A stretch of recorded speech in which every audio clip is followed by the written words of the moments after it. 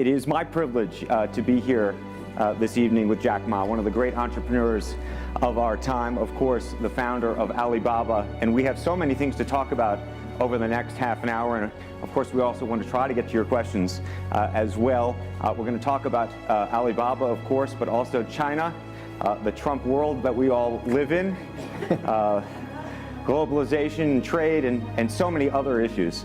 But first of all, thank you for joining us. Yeah.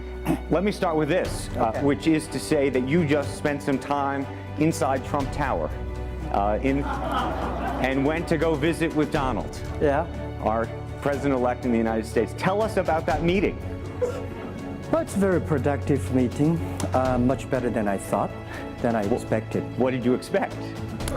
Well, I heard a lot, and I watched, like everybody, I watched all the news and heard a lot about him. So when I go inside, I saw, anything that, but he's very sort of open-minded, listen what I talk.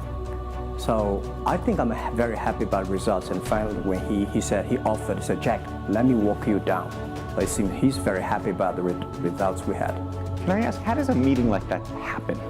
Do you call him? Does he call you? Well, how does this take place? Well, that's the question I'm asking myself. Because someday I got some requests from people say, Jack, do you want a meeting the president-elect? I say, is that true or not? Because I'm not ready for that. Because I don't know what to talk about. And then a few days later, I got another request. I got several requests, and then I saw one email which was a friend, and it's very sort of specific. I thought about it. I think, yes, maybe I should go and have a talk. And at least I think President-elect Donald Trump would be happy to hear what I want to talk about. So I went. And what did you tell him? Talk about the small business. Talk about agricultural products, talk about the trade between China and the USA. We especially focus on telling about how can we bring the small business in America, sell them to China, to Asia, through our network, which can create a lot of jobs for them. And you committed to create what you say is going to be 1 million jobs in the United States over the next 5 years. Yeah. Now, that's not 1 million jobs that Alibaba itself, but you're not hiring 1 million people. No, we totally, Alibaba employee put together is like 45,000 people. We cannot hire 1 million. I cannot imagine I can manage 1 million people. You know. Explain to us how you think about the U.S.-China relationship, given some of the comments that Donald Trump has made about China being a currency manipulator. Did that come up during your meeting? Well, I think first, in America, there's a freedom of speech, right? So he can say whatever he wants, and I respect, I understand. But of course, I have my views. We did not debate about the China-US trade or manipulation. We did not debate. We did not. We agreed on something. Small business, developing the Midwest America, helping the farmers there, small business there, to exporting to China. So we all agree. But something that we did not discuss about the American, the job losing to China, Mexico, and this. Can I share with you my ideas? Please. Yeah. First, I think 30 years ago, when I just graduated from universities, I heard America had a wonderful strategy. They outsource the manufacturing job, service jobs. They outsource the manufacturer to Mexico and China, outsource the service job to India. There's a book called The World is Flat. Tom Friedman, colleague at the New York Times. And I think it's a perfect strategy. You know, that the Americans said, we just want to control the IP, we just want the technology, we just want the brand, and leave the lower end jobs for the world. Great strategy. And second is that the American international companies made millions and millions of dollars from globalization. The top 100 companies in America. Amazing. I remember when I graduated from university, I tried to buy a beeper, the Motorola beeper. Cost me $250. My pay at that time is $10 a month as a teacher. And the cost of making that beeper is only $8 for a chip. So, past 30 years, IBM, Cisco, Microsoft, they made tons of money. The profit they made are much more than the 4 largest banks in China put together, the China Mobile Phone, China Unicom, and whatever you name it, put together. Still, these multinational companies made more money than. So their market cap grew more than 100 times in the past 30 years. But where'd the money go? This is what I'm curious, because as a business people, I always care about the balance sheet. Where the money coming, where the money go? Past 30 years, the American had 13 wars, spending $14.2 trillion. The money going there. What if they spend a part of that money on building up the infrastructure, helping the white collars and the blue collars? No matter how strategy good it is, you're supposed to spend money on your own people, right? Not everybody can pass Harvard. Like me, they're not good at education, right? We should spend money on those people who are not good at schooling.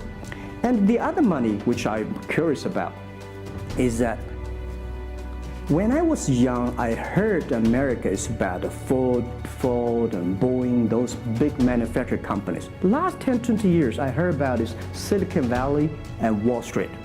The money go to the Wall Street. And what happened? Year 2008. The financial crisis wiped out $19.2 trillion USA alone. They wiped out all the white collars and destroyed 34 million jobs globally. So what if the money is not Wall Street? What if the money spent on the Middle East, Middle West of the United States, developing the industry there? That could be changed a lot. So it's not the other countries steal jobs from you guys. It is your strategy. Okay, but you do not distribute the money and things in a proper way. This is what I. And now we are having a backlash. And that backlash is a rebuke of globalization. And so much of the conversation, frankly, that we have here, and that backlash is happening in the United States. But I will say President Xi was here yesterday. You had lunch with him. And he was quoting Abraham Lincoln. What did you make of that? Well, I would say that globalization is a great stuff. It's the USA, it's developed countries to teach us how to do globalization. I remember 2002 or 2001, before China joined the WTO, everybody in China was worried. Me, I was worried. Because what if all the international products come to China, destroy our industry, and we have to lose a job? So convince the China, after 20 years, then you guys are say, this is a terrible thing. I believe globalization is good, but globalization needs to be improved.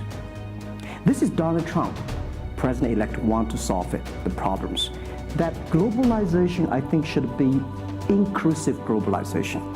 In the past 30 years, the globalization was controlled by 60,000 big companies. 100 years ago, globalization was controlled by several kings and emperors. What if next 30 years we can support 6 million business doing business across the board? What if in next 30 years we can help support 20 million small business can do business across the board? So this is something which I believe globalization should be inclusive. And do you think that the words of President Xi will happen in reality? Which is to say that China has largely acted on its own behalf for many, many years, and now is effectively saying that the U.S. needs to continue acting on everybody else's behalf. Yeah, I think, the world needs some, Mr. Xi yesterday said, it's a wonderful time, it's a bad time, or the worst time. The world needs a new leadership, but the new leadership is about working together. This is what I understand. We do not necessarily need one specific leader to teach us what to do, what not to do. But the world have to partner together. This is what I think. And I think as a Chinese, as a business people, I feel proud for what President Xi said yesterday. As a business person, I want the world to share the prosperity together. to join the force together. As a Chinese, I'm happy about what he committed. Yesterday he said, he speaks like us, takes the responsibility of the second largest economy.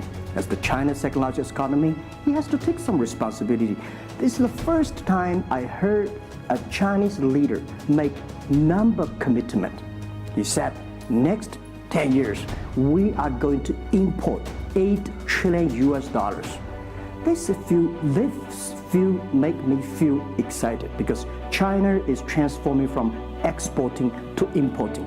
If there's a concrete number, if we can fulfill it, this is going to be huge change to the China and to the world. But don't you think that it's easier today for China to be interested in globalization because of the benefits that can accrue to China because you're continuing to develop than it is for countries that are quote-unquote developed? Well, first, the WTO rule is not designed by China. It's not made by China. I will say there's something that I want to change. The WTO is designed, a lot of rules designed for big companies in the past 30 years, and only big companies can do it. And China definitely benefit a lot from opening. I think China should learn one thing, that we grow in the past 30 years. It's because we open to the world. If we continue to open to the world, not fully. Okay. American business that wants to effectively go into business in China has a very difficult time, has to partner effectively with a company that's there already. This is why I said China has problems too. The world has problems. And China definitely has a lot of problems. China should open, should be more confidence. This is what I feel yesterday. I feel the confidence of Mr. Xi that he is ready to open more to the world. This is what I suggest, that we should solve the problem by business community, right, by negotiation. WTO, China joined WTO for 20 years or 70 years, I don't know the number. But the past 2 years, that I think we as a business, we as a country, we as the world, we have to review something. Right. But not because unbalanced things, we stop it. You've been calling for something called EWTP. Yeah. What is that? This is what I would talk about, is that the WTO was great, but they mainly designed for developed countries, big companies. There's no opportunity for small business. We want to build up an EW, Electronic World Trade Platform, to support young people, small business, that through mobile phones, internet, they can sell and buy across the board.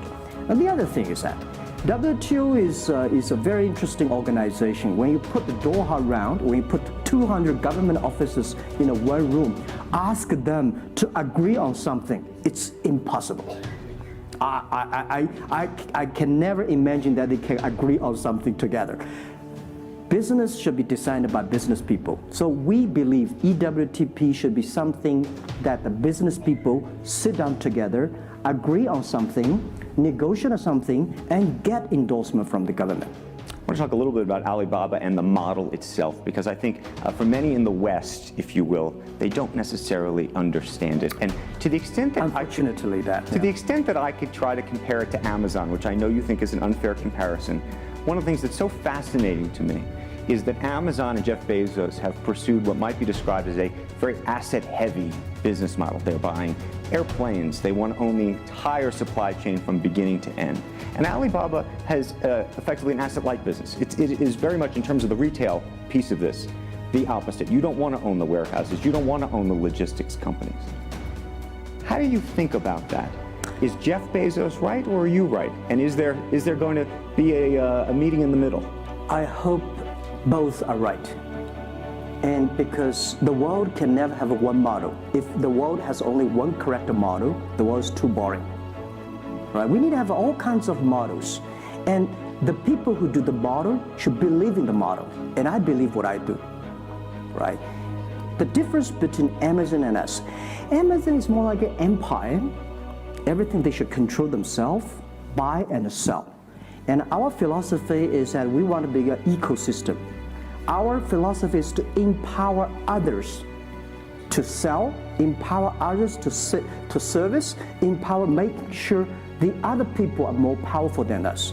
Making sure with our technology, our innovation, our partners, our 10 million small business sellers, they can compete with Microsoft, IBM. Our philosophy is that we think using internet technology, we can make every company become Amazon. Remember one thing, today for our sales, our GMV last year is more than 550 billion US dollars. To hire people deliver for us, we need 5 million people. So how can we hire 5 million people deliver things for us to deliver the things we sold? The only way we do is empower the service company, logistics companies, making sure they are efficient, making sure that they make the money, and making sure that they can hire more people. But without owning the whole chain, can you do it as effectively? The idea that you're watching Amazon being able to deliver things now within hours, literally. We made 125 cities deliver within 1 day last year. Imagine 10 years ago, deliver one thing from Beijing to Hangzhou takes about 8 days. Now you can deliver things from Beijing to Inner Mongolia or some city within 12 hours. It's improving. You can never expect these things happen within 24 hours. We have patience. So I think, can you imagine that within the 11/11 Singles Day, we sold $17 billion. And by delivering more than 600 million packages within 3 days. This is happening. And this is what we feel proud of. It's not how much money we make. It's not how powerful we are. We think because of the technology, we can make the technology very inclusive, that every small companies can use it. This is my dream, because I started my first business in 1992 in China as a small business. In order to borrow money, 5,000 US dollars from bank, took me 3 months to acquire, still failed. So difficult to be a small business. Today, with the technology, we can empower them. This is something I want to do. One of the critiques, as you know, and it continues to linger around Alibaba, is the piracy issue. There's an IP issue, and it's an issue all over China, but you take the brunt of a lot of it. Yeah. How much progress have you made in your mind, and how do you think about some of the regulatory bodies in other countries, including the US, that continue to criticize Alibaba for these issues? First, when we start do this business, as a business like this size, you have to take all the criticism. You have to listen what is right, what is wrong. And second, as an e-commerce, when you put 10 million small business, empower them to sell. We do not like Amazon buy. We cannot check. Even when you buy $55 trillion or $550 billion, you cannot check every product. So the model itself and the e-commerce itself may have a lot of these flaws. And third, I would say in the past 17 years, we are the leader of this anti-privacy issues, the IP, protect the IP. But the second, we are internet companies. We do not have the law enforcement. We find this guy is selling product, cheap, fake products. We delete them. We cannot arrest them. But we had a huge progress. Last year alone, we put 400 people into jails. We deleted 370 million fake products listing on our site. I would say we are the leaders, and we are using the big data to check who's buying, who's manufacturing, who's selling, what is the address. So now I'm happy about the whole world, especially China, all the government organization start to realize the issues. So I would tell you, good thing is that today, when you go to those criminal group, which I call them criminals, those fake products, manufacturers, sellers. You praised the quality, though, of some of these. I will talk about it later, right? Those criminals said they can go anywhere but not Taobao and Tmall, because using our data, we trace where they are, who they are, what's the address, what they amount. And we will deliver this to the police station and working with them to arrest them. The quality issues is something I want to share with people. It's not about praising the fake products. I want to say that for so many years, those branded companies, you have to be very careful because the fake products, their quality improving is scary. That is the difference between us. Because when you find guys, the thing that people said, this is fake.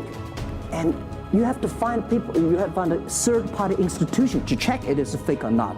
We find sometimes the quality is better. And I tell you, another thing is even scary. There's one branded company.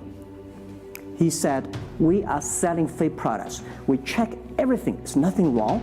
So we said, what is wrong? So we buy the products from his flag shop and deliver to them. They say, it's a fake. You know what I'm saying? Yep. We buy things from the flag shop of this brand and deliver back. It's the fake products, they say. So it's a bit confusing. Right. This is fighting against the fake products. It's the war against the human greediness. It's not easy, you cannot finish it, but you have to continue to fight. And I want to say we put 2,000 people, 1 billion RMB every year fighting against that. It can never finish the war within 2 years. But I'm happy, whether people criticize me, criticize us, the most important is that we are happy about the progress we made. But if people praise me, so, when people say, Jack, you're wonderful, I know I'm not wonderful, right? Oh, Alibaba's great. We are not great. We are just a 17-year-old company. But when people say, you're doing nothing, no, we're doing a lot of things. But you don't have to argue. You don't have to debate. You do what you believe. One of the things you mentioned was using big data on the piracy side, but the other thing that you're using a lot of that big data to do is provide credit and effectively banking the unbanked. And what's so fascinating to me, and I hope you'll share it, is we've talked about the Sesame credit. Yep. How you are able to use big data effectively to figure out who deserves credit and who doesn't in a marketplace where some of these people had no credit history before. Okay. Well, before we do that, we had a system called Teach Computers to learn how to anti-fake products, teach the computers to learn how to, because we have Alipay, a lot of people try to use all the ways to cheating. So we teach the computer how to do the cheating things. So we've been doing that for 10 years. Until now, there's called artificial intelligence, because we've been doing that. We are a data company. 8 years ago, we said to ourselves, Alibaba should not be an e-commerce company. We should be a data company because we have the data from consumers, we have data from the manufacturer, we have data from the logistic company and transactions. But we think how we can make a data really beneficiary to the society. What China needs is that we have a lot of great people. All the small business, they are very credible, but we don't have a credit system for that. So how can we use a credit rating system based on the data we have to giving everybody a Sesame rating system? That is so powerful in the past 4 years, because every individual, every small business, if they have been using our services, we give them a rating system. So we're giving loans in the past 5 years, we're giving 5 million business loans. They only borrow $5,000. 3 minutes, we can decide whether we should give you money, how much you want to give. Within 1 second, the money will be in your account. And 0 people touch, so we call it 310. And even today, the Sesame rating system become people dating. The mother-in-law want to say, hey, you want to date with my daughter? Show me your rating system of the Sesame card. So it's so funny, we go to people want to rent a car, people want to rent a bicycle, they will say, show me your Sesame cards. Good. Because if they do not pay back, if they do not fulfill, the rating system is going to low down and they can never rent a house. This is what we want to build up, the system. That if you sell or buy fake products, the Sesame cards will show. I'm going to open it up to questions, but a final one from me. There's been a lot of speculation that you're going to get into the business of Hollywood. Your name has appeared, Alibaba Group, at the beginning of a couple of big films recently. What is the ambition for Alibaba in the entertainment world?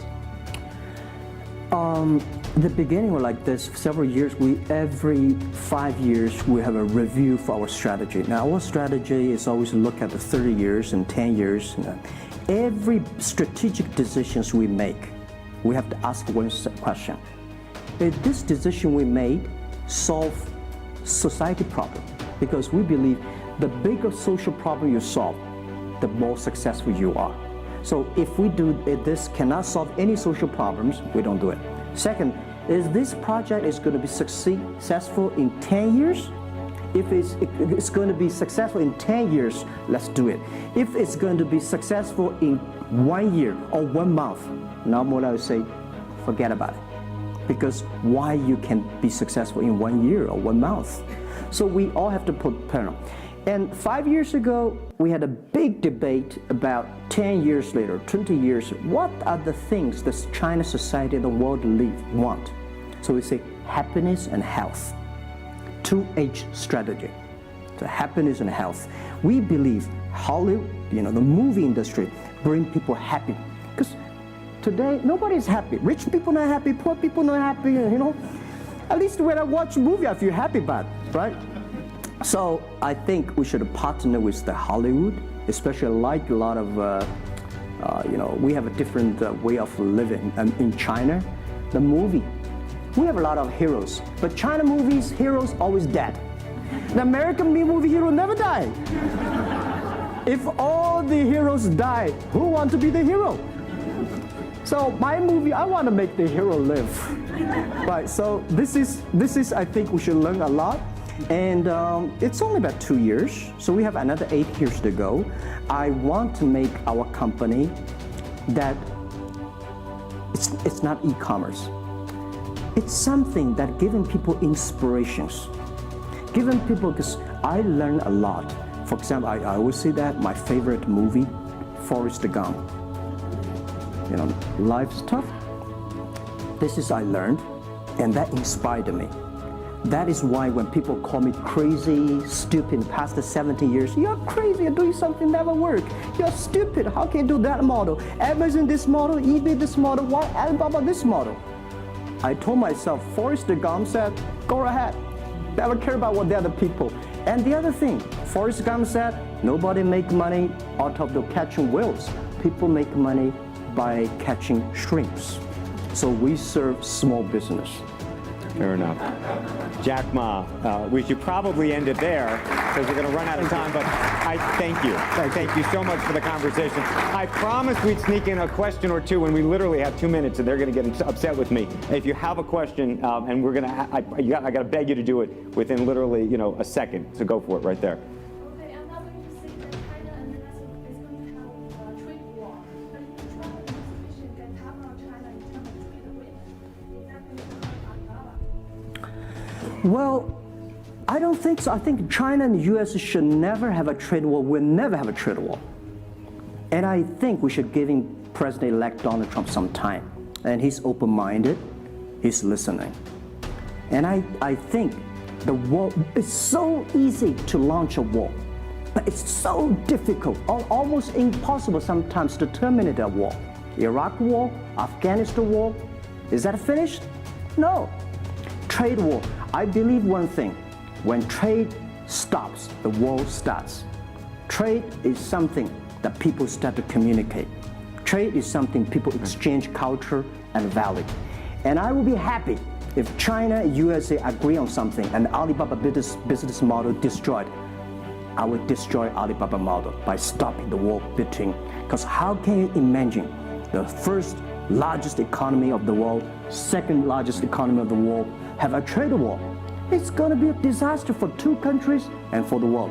If anybody can do something to stop it, do anything to stop it. Did you have a reaction to Trump and the situation with Taiwan and how he's thinking about that? Well, Taiwan, I think this is not something about the government. This is not something about business. It's something about the people. If the Taiwan issue is the population, if you do Taiwan issue, it's like against 1.4 billion people. So this is another issue. So we're talking about trade. We're not talking about Taiwan. Very politic. Let's take one final question if we can. I think we can steal one more in. Yes, sir, right there. I'm not a politician. I try to This speak is like me, this. a credit store. How do you assure you are not messing up with people's life and you are not dictating the whole, credit kingdom or the system? Because now you are the decision makers, you are the rule makers. Okay. First, I'm not sure. People say, oh, this is uncertain world. Every day is uncertain. The only certain day was yesterday. I'm not sure about that in the future I will dictate, I will be stupid. That's why I should retire early when I'm young. That is why I have a lot of things that I dream I want to do. I want to do philanthropy, I want to be a teacher, I want to go back to school, I want to do the environment. And the world is so wonderful. Why should I be the CEO of Alibaba all the time? I'm coming to this world not to work. I want to come to this world to enjoy my life. I don't want to die in my office. I want to die on the beaches. It's a wonderful message. Jack Ma, thank you for the conversation. Well, can I say one last thing? Yes, please, please. I just want to give my last advice to any people here that every government should pay attention to in the next 30 years are critical for the world. Every revolution, technology revolution takes about 50 years. The first 20 years, technology company. Next 30 years, the implication of the technology. Focus on next 30 years. The first 20 years, eBay, Amazon, Facebook, Alibaba, Google. Good. The most important is that make the technology inclusive, make the world change. This is 30 years. Next, pay attention to those people who are 30 years old, because those are internet generation. They will change the world. They are the builder of the world. Third, that let's pay attention to the company who have fewer than 30 employees. So 30 years and 30 years old and 30 employees. That can make the world much better. Jack Ma, thank you very, very much. Thank you. Thank you. Thank you. Good. Good. Good. Thank you. Thank you.